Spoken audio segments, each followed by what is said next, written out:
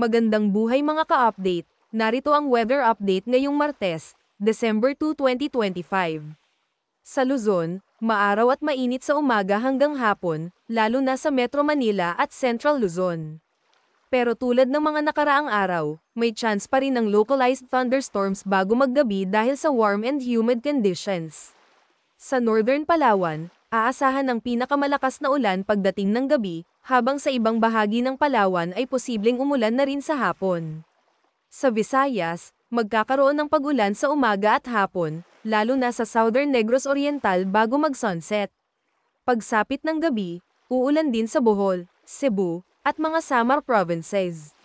Sa umaga, maaliwalas at maaraw pa rin ang maraming lugar bago magsimula ang thunderstorms.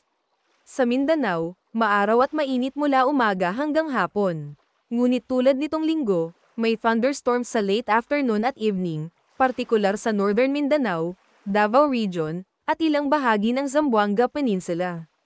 Generally fair weather pero maging alerto sa biglaang malalakas na buhos ng ulan.